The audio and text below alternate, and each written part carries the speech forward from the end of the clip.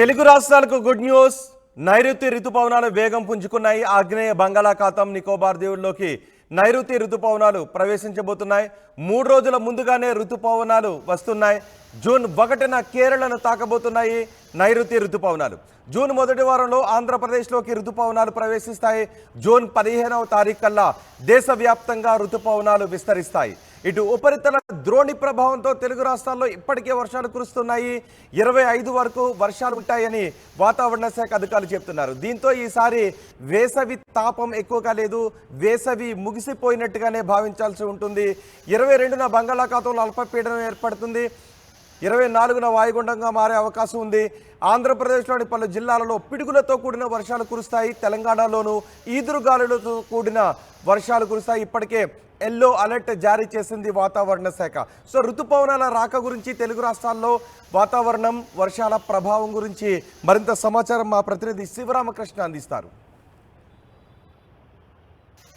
దక్షిణ తమిళనాడు నుంచి లక్షద్వీప్ వరకు ఒక ద్రోణి అయితే కొనసాగుతుంది. ఆ ద్రోణి ప్రభావం వల్ల ఆంధ్రప్రదేశ్లో పలు ప్రాంతాల్లో అయితే వర్షాలు పడే అవకాశం అయితే ఉంది.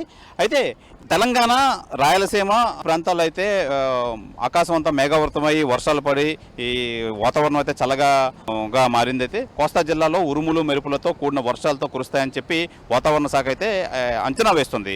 ఈ నెల 19వ తేదీన అండమాన్ పరిసరాలకు విస్తరించిన ఉన్న నైరుతి రుతుపవనాలు కేరళను ఈ నెల 31న తాకి జూన్ తొలి వారంలో ఏపీలో ప్రవేశించిన రుతుపవనాలు అని చెప్పి వాతావరణ శాఖ అయితే ఇప్పటికే తెలియజేశారు. అయితే 2 రోజుల తర్వాత సాధారణ ఉష్ణోగ్రతలు అయితే అవుతాయి అని చెప్పి విశాఖ వాతావరణ శాఖ అధికారులు అయితే తెలియజేస్తున్నారు. అయితే దీని ప్రభావం వల్ల విశాఖపట్నంలో ఈ ద్రోణి ఏదైతే మనం ద్రోణి అయితే చెప్పుకున్నామో, ఈ ద్రోణి ప్రభావం వల్ల పలు ప్రాంతాలు, ఆంధ్రాలో పలు ప్రాంతాలు అయితే ఈ వర్షాలు కురిసే అవకాశం అయితే ఉంది.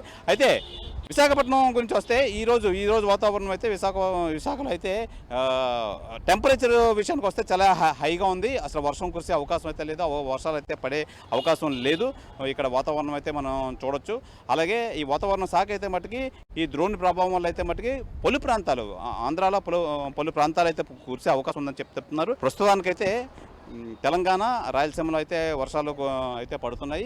ఈ నేపథ్యంలో అయితే వాతావరణ శాఖ అయితే మనకైతే ఈ ద్రోణి ప్రభావం వల్ల 2-3 ప్రాంతాలు అయితే ఆంధ్రాలో అయితే పడే అవకాశం అయితే ఉంది. ఈ నేపథ్యంలో అయితే జూన్ కల్లా అతి తొందరలోనే ఈ ఋతుపవనాలు అయితే వచ్చే అవకాశం అయితే ఉంది. ఋతుపవనాలు రావడంతో ఏదైతే ఈ ఎండ నుంచి తీవ్ర అస్వస్థ గురవుతున్న ప్రజలు ఉపశమనం పొందుతారు. అలాగే ఈ ఋతుపవనాలు రావడం వల్ల వాతావరణంలో అయితే మార్పులు అయితే వస్తాయని చెప్పి, చల్లటి వాతావరణం అయితే వస్తుందని చెప్పి ప్రజలంతా ఆసక్తిగా చూపిస్తున్నారు. అలాగే అనుకున్న దానికన్నా 3 రోజుల ముందు అయితే ఈ ఋతుపవనాలు తాకే అవకాశం ఉందని చెప్పి విశాఖ వాతావరణ కేంద్రం అయితే మనకి సూచిస్తుంది. కెమెరామెన్ అజయ్తో